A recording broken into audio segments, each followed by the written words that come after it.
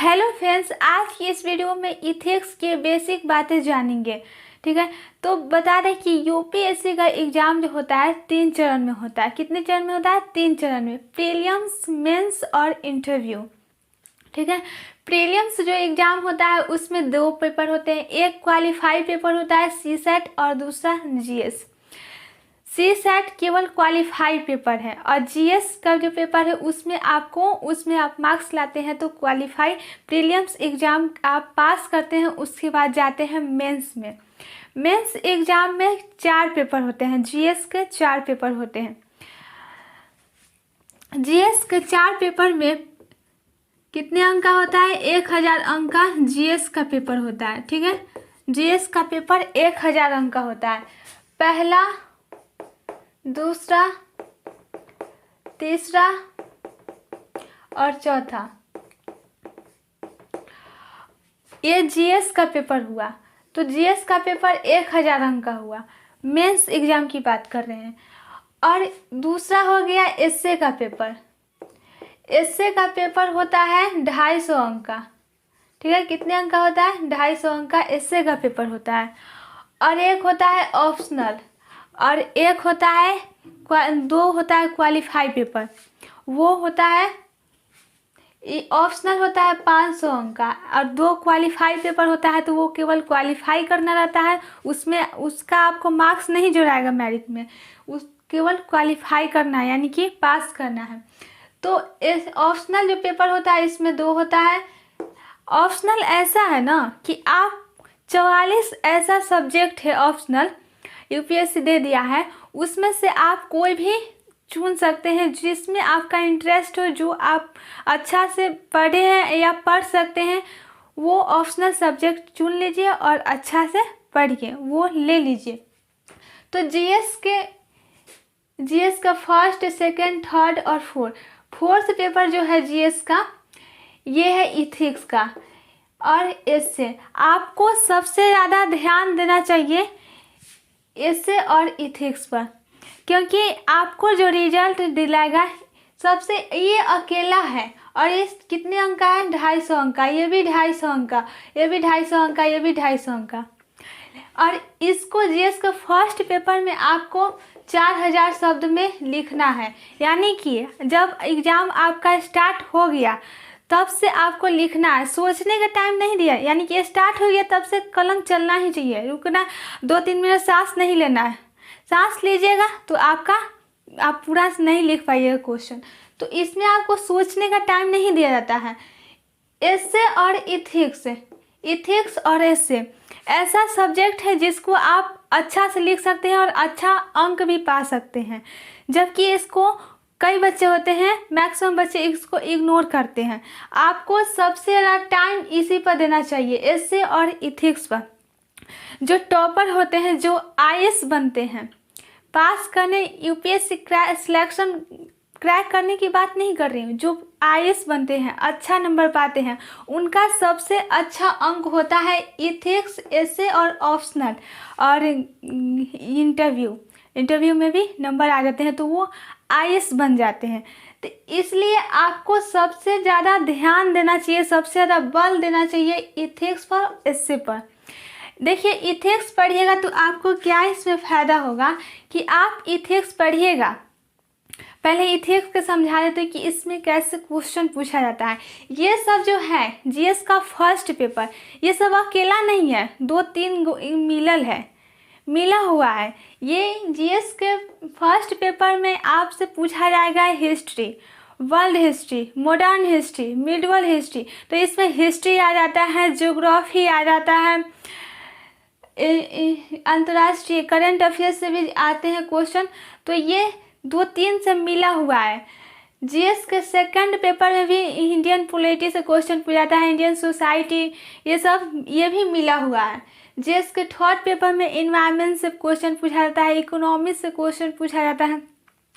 तो ये सब अकेला नहीं है, सब मिला हुआ है, 2-3 गुणा के साथ है। और इसमें हिस्ट्री से कितने क्वेश्चन आते हैं? बस 70 से 80 नंबर के क्वेश्चन पूछे जाते हैं और इसी को ज़्यादा बच्चे टाइम देते हैं। जबकि ये अकेला है। इथिक्स क्या है? अकेला है, अकेला प्राणी है, तो इसको आपको दोस्ती करना चाहिए, इसी से आप अच्छा अंक पा सकते हैं, इसको आपको नहीं छोड़ना चाहिए। तो इथिक्स को आपको अच्छा से पढ़ना है, और इथिक्स पढ़ने से भी फायदे हैं। पढ़िएगा इथिक्स और लिखिएगा जीएस के फर्स्ट पेपर में, आपको इससे कई फायदे हैं, निबंध में भी फायदे हैं।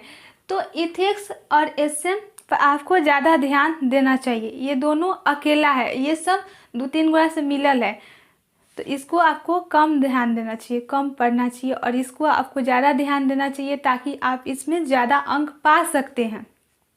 तो पहले इथिक्स के बारे में बता देती हूँ कि इथिक्स में आपको कितने क्वेश्चन पूछे जाते हैं। इथिक्स से क्वेश्चन पूछा जाता है 250 अंक का, 250 अंक का जीएस के फर्स्ट पेपर, जीएस के फोर्थ पेपर में इथिक्स आता है, और इथिक्स 250 अंक का होता है। और इसमें कितने क्वेश्चन पूछे जाते हैं? इसमें 12 क्वेश्चन पूछा जाता है। कितने क्वेश्चन पूछा जाता है? 12 क्वेश्चन पूछा जाता है। और खंड इसको भी बांट दिया गया है। खंड ए में आपको 6 प्रश्न रहते हैं, और खंड बी में केस स्टडी से क्वेश्चन पूछे जाते हैं। और कुल इसमें खंड ए में 6 प्रश्न होता है, तो 5 प्रश्नों को 2 भागों में बांट दिया जाता है। 5 प्रश्न को 2 भागों में ए और बी, और 1 प्रश्न को 3 भागों में ए बी सी, ठीक है। और कुल मिलाकर आपको 10 नंबर वाले 13 प्रश्नों का उत्तर देना रहता है, और 13 प्रश्न और 1 प्रश्न का उत्तर 150 शब्दों में देना रहता है, यानी कि आपको 1950 शब्द लिखने रहते हैं, ठीक है। इथिक्स के खंड ए में। खंड बी की बात करें केस स्टडी की, तो केस स्टडी में आपको 6 प्रश्न दिए रहते हैं। कितने प्रश्न? 6 प्रश्न, और 1 प्रश्न का उत्तर, सॉरी 1 प्रश्न जो होता है वो 20 अंक का होता है। तो यानी कि आपको एक केस स्टडी से 120 नंबर का क्वेश्चन पूछा जाता है, और खंड ए में आपको 130 नंबर का क्वेश्चन पूछा जाता है। तो कुल मिलाकर आपको 20 नंबर वाले 6 प्रश्नों का उत्तर देना रहता है, यानी कि आपको 1500 शब्द में उत्तर देना रहता है। तो टोटल बात करें इथिक्स की, तो इथिक्स में आपको कितने शब्द लिखने रहते हैं? तो 3450 शब्द लिखने रहते हैं। इसके अपेक्षा इसमें कम ही लिखना है। क्यों इसमें कम लिखना है? यूपीएससी आपको इतना कम क्यों दी शब्द लिखने के लिए?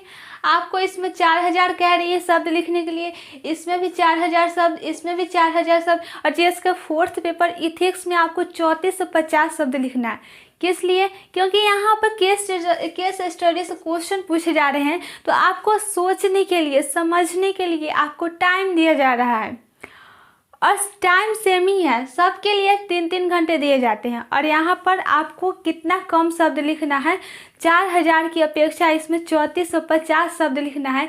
इसलिए आपको यूपीएससी आपको सोचने के लिए टाइम दे रही है कि सोच कर लिखो। एस्से की बात करें तो एस्से में आपको 2200 से 2400 शब्द लिखने रहते हैं, और इसमें 3450 शब्द लिखना रहता है। तो इसलिए आपको इथिक्स पर ध्यान देना चाहिए। आई होप कि आप ये समझ गए होंगे कैसे क्वेश्चन पूछा जाता है इथिक्स में। इथिक्स में आप पहले आप जो भी पढ़िए तो वो पढ़िए, तो आप जो टॉपिक पढ़िए उसका प्रीवियस ईयर क्वेश्चन देखिए। अगर आप क्वेश्चन सॉल्व कर देते हैं, इसका मतलब आपका वो टॉपिक क्लियर है। और आप क्वेश्चन प्रीवियस ईयर उसी से रिलेटेड आप क्वेश्चन सॉल्व नहीं कर पा रहे हैं, इसका मतलब अभी भी कमी है, आप बढ़िया से नहीं पढ़ रहे, फिर से पढ़िए। कई बच्चे को तो सिलेबस ही नहीं पता रहता, उसको ये भी नहीं पता रहता है कि इथिक्स से कितने नंबर का क्वेश्चन पूछा जाता है, इसमें कितना शब्द लिखना है, कुछ नहीं पता रहता है। उसको जो दे दीजिए वो वही पढ़ लेगा, उसको प्रीवियस ईयर क्वेश्चन भी नहीं पता रहता। आपका मित्र है, जब भी आप पढ़िए आप सिलेबस और प्रीवियस ईयर क्वेश्चन, ठीक है, प्रीवियस ईयर क्वेश्चन दोनों को साथ रखिए, तब पढ़ाई कीजिए। पहले बारीकी से सब चीज़ को जानिए। अगर आप यूपीएससी की तैयारी करना चाहते हैं तो पहले सिलेबस के बारीकी से समझ जाइए सब चीज़, उसके बाद तैयारी कीजिए। तो चलिए इतना बात समझे। अब बात करते हैं तो नीति शास्त्र क्या है। इथिक्स, इथिक्स क्या है, इथिक्स किसे कहते हैं? नीति शास्त्र इथिक्स में नीति शास्त्र, सत्यनिष्ठा और अभिरुचि। इथिक्स इंटीग्रिटी एप्टीट्यूड, इसको अभिरुचि नहीं कहेंगे, इसको अभिक्षमता करेंगे, इसको अभिक्षमता कहेंगे, ठीक है। तो नीति शास्त्र किसे कहते हैं, इथिक्स किसे कहते हैं? इथिक्स क्या है? एक विज्ञान है। क्या है? एक विज्ञान है। विज्ञान है। विज्ञान दो प्रकार के, एक वर्णात्मक और दूसरा नियामकीय। या इसे आदर्श मूलक भी कह सकते हैं, आदर्श मूलक, ठीक है। विज्ञान है, नीति शास्त्र क्या है? एक विज्ञान है। विज्ञान है ऐसा कि वर्णात्मक मतलब कि जैसा है वैसा अध्ययन। जैसे में रसायन विज्ञान है तो रसायन का अध्ययन, जीव विज्ञान है तो किसी जीव का अध्ययन, भौतिकी विज्ञान है तो भौतिक का अध्ययन। तो जैसा है वैसा अध्ययन, उसको कहते हैं वर्णात्मक। नियामकीय, किसी क्षेत्र विशेष के विशिष्ट ज्ञान है, किसी जीव के व्यवस्थित अध्ययन, ठीक है। नियामकीय में आता है, नियामकीय क्या बताता है? मानव के आचरण को बताता है, मानव के आचरण को बताता है। क्या बताता है? मानव के आचरण। नीति शास्त्र मानव के आचरण को बताता है, क्या करना चाहिए, क्या नहीं करना चाहिए, क्या उचित है, क्या अनुचित है, ये मार्गदर्शन करती है नीति शास्त्र, ठीक है। नीति शास्त्र मार्गदर्शन करती है। किस आधार पर कर सकते हैं? देखिए, क्या करना चाहिए, क्या होना चाहिए, क्या करना चाहिए, क्या नहीं करना चाहिए, ठीक है। क्या होना चाहिए, क्या नहीं होना चाहिए, क्या उचित है, क्या अनुचित है, इसका बोध कराती है, इसका ज्ञान करती है, मार्गदर्शन करती है। अब किस आधार पर हम कह सकते हैं कि यह उचित है, यह अनुचित है? इस आधार पर कह सकते हैं नियम के आधार पर कर सकते हैं, धर्म, कानून, समाज, दिशा निर्देश, इसके आधार पर उचित अनुचित का बोध होता है। इसके आधार पर उचित अनुचित डिसाइड कर सकते हैं कि ये उचित है, ये अनुचित है, तो ऐसा करते हैं। तो नीति शास्त्र हमको अंधविश्वास, कुरीतियों से बचाती है। जैसे अंधविश्वास, जैसे में बाल विवाह, ये सब से बचाती है। तो नीति शास्त्र धर्म की मार्ग पर ले जाता है।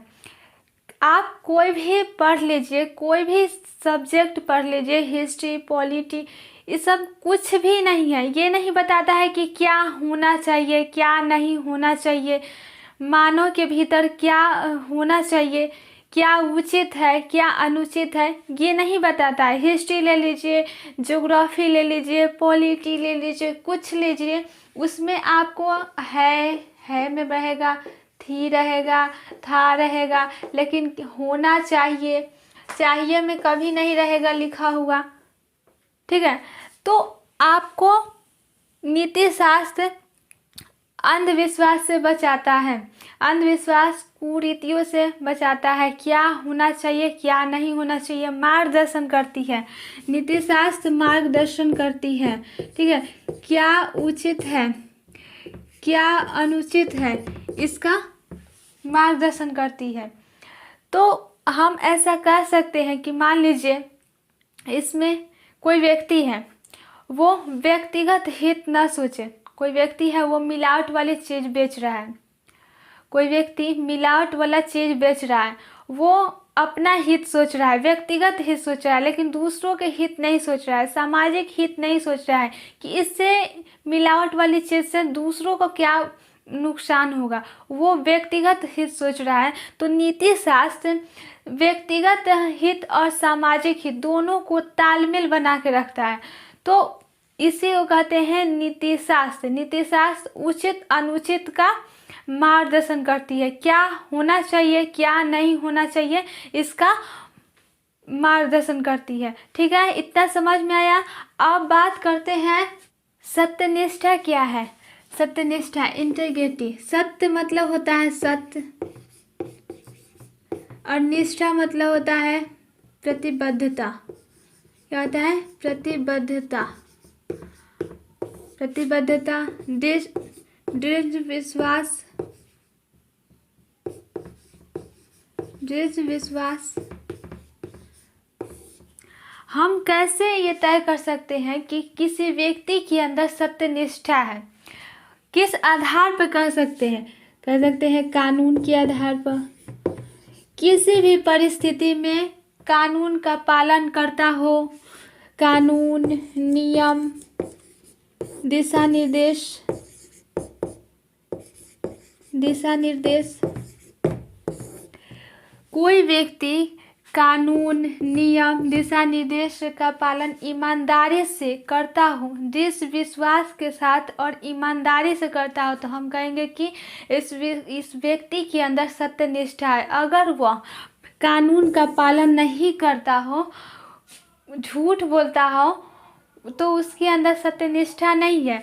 सत्यनिष्ठा का मतलब मन, वचन, कर्म में मन, वचन, कर्म में संगति हो, तो कह सकते हैं कि सत्यनिष्ठा है। मान लीजिए कि आपका कोई आप किसी से फ़ोन पर बात कर रहे हैं और आपका पैसा वो 200 रुपया वो लिया है मान लीजिए, और आपको वो आप बात किए फ़ोन से, तो वो बोला कि हाँ आपका पैसा हम लौटा देंगे, और 2 घंटे बाद वो अपना फ़ोन स्विच ऑफ कर ले और आपका पैसा नहीं दे। तो आप वो बोला कि पैसा देंगे, लेकिन वो फिर फ़ोन स्विच ऑफ कर लिया, तो इसका मतलब क्या हुआ कि उसके अंदर विसंगति है, सत्यनिष्ठा नहीं है।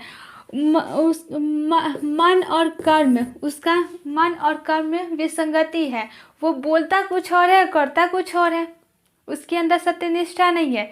एक प्रशासनिक अधिकारी के पास सत्यनिष्ठा होनी चाहिए। क्या? एक प्रशासनिक अधिकारी के पास सत्यनिष्ठा होनी चाहिए। मान लीजिए कि कोई प्रशासनिक अधिकारी है और वो कोई चोर को पकड़ लिया नंगे हाथ चोरी करते हुए, और वो जो चोर था वो कोई नेता का था आदमी, और उसके पास कि कोई नेता फ़ोन किया और बोला कि जिसको आप पकड़े हो उसको छोड़ दो, नहीं तो हम तुम्हारा ट्रांसफ़र यहाँ से अलग करवा देंगे, या फिर उसको कोई पैसे का लोभ देकर, लालच देकर उससे छुड़वा दे उसको, तो ये गलत है, ऐसा नहीं होना चाहिए।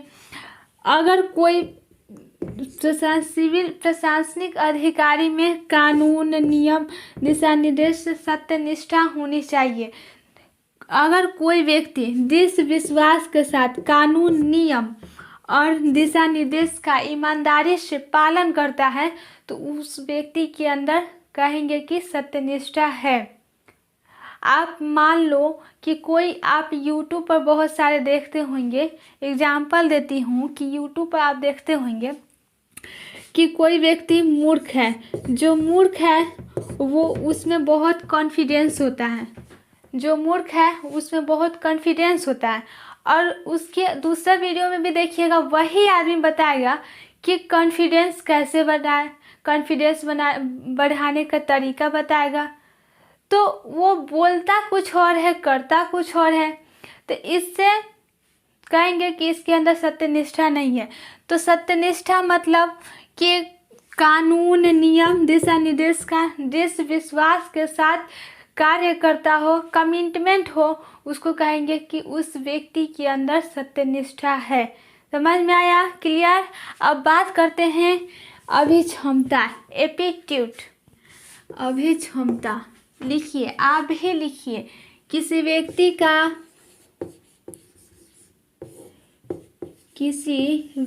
का किसी विशेष क्षेत्र में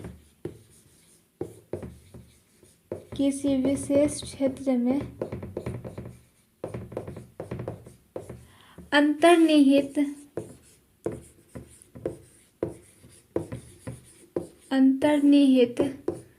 क्षमता को दर्शाता हो।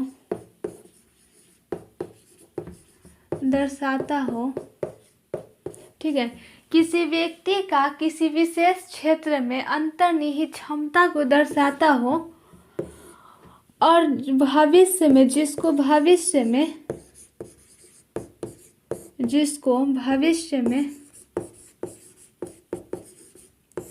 प्रशिक्षण के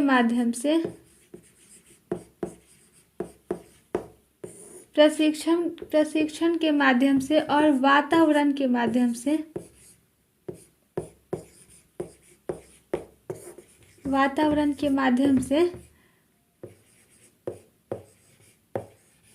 साकारित किया जा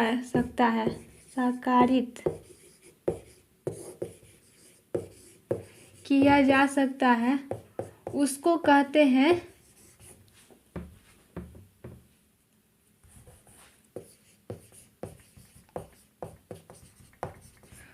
कहते हैं अभिक्षमता। किसी व्यक्ति का किसी विशेष क्षेत्र में अंतर्निहित और क्षमता को दर्शाता हो, जिसको भविष्य में प्रशिक्षण और वातावरण के माध्यम से साकारित किया जा सकता है, उसको कहते हैं अभिक्षमता, एप्टीट्यूड। ठीक है, और मानिए एग्जाम्पल से समझिए। मान लीजिए एग्जाम्पल से चाणक्य है। ठीक है, चाणक्य किसी गांव से गुजर रहा है। ठीक है, एक गांव से चाणक्य गुजर रहा है। एक गांव से चाणक्य गुजर रहा है और वहां पर देखा कि बहुत सारे बच्चे खेल रहे हैं। बच्चे को खेलते हुए देखे।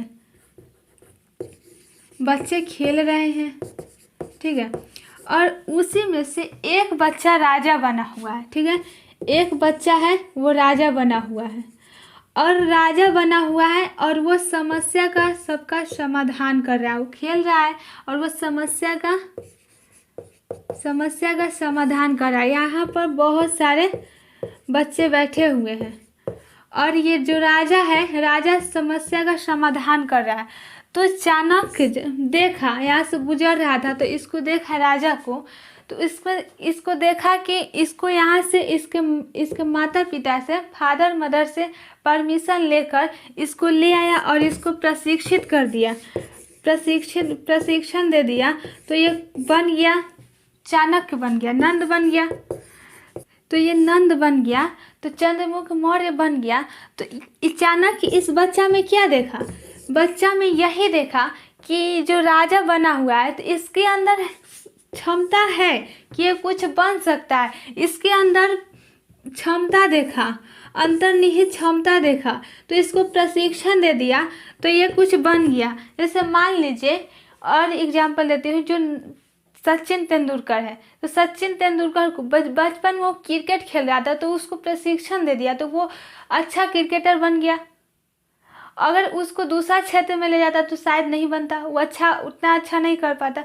तो जिसमें क्षमता रहता है, जो चीज़ बनने का, जिस क्षेत्र में वो बन सकता है, उसी क्षेत्र में उसको ले जाता है, उसी माध्यम में, तो वो अच्छा बन जाता है। तो इसे वो कहते हैं एप्टीट्यूड, अभिक्षमता। आप देखिएगा हर एग्जाम में अब एप्टीट्यूड, अभिक्षमता की जांच हो रहा है, टेस्ट हो रहा है। सीसेट क्या है? सीसेट, इसमें भी टेस्ट हो रहा है एप्टीट्यूड, अभिक्षमता के इसमें भी टेस्ट हो रहा है।